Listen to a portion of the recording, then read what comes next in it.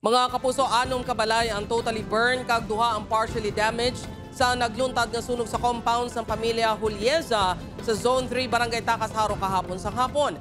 Base sa investigasyon sa BFP, nag-umpisa ang kalayo sa balay ni Rani Julieza kag posible electrical in nature ang kausa sang sunog.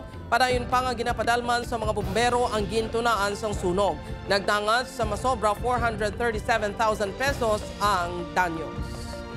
Ay sa amin na ginalantaw naman ng mga cost. Pero nagpa kami isang mga electrical wires subject for submission ng submit ng National Office sa laboratory service para for examination.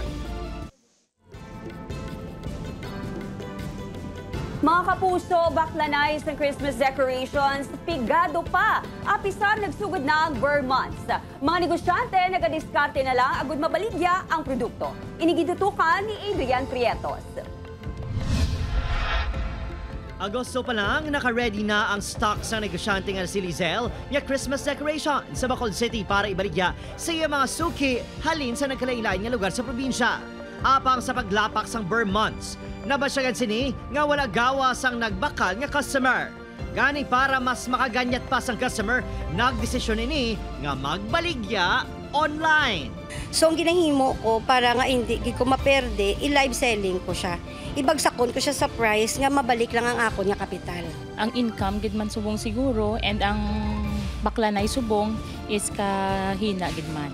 Ga-message lang sila and then for delivery or for pick up. Sa sini naman nga pwesto, malapit sa government center, naka-display ang lanterns nga himo halin pa sa Pampanga nga isa sa mga Christmas decors capital sang pungsod. Manog tapos ng Setyembre, apang ilisipon gihapon ang mga nagabakal kag ang presyo, posible pa nga magsaka. Pag December na, tataas na.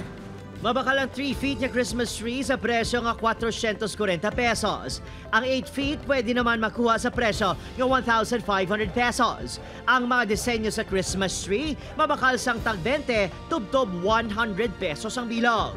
Sa mga manami nga disenyo sang parol naman, pinakabarato ang tag 1,100 pesos. Ang medium size, tag 2,000, samtang tag 15,000 naman ang jumbo. Opo, Kiril Casilla, Adrian Prietos, 1 Western Visayas.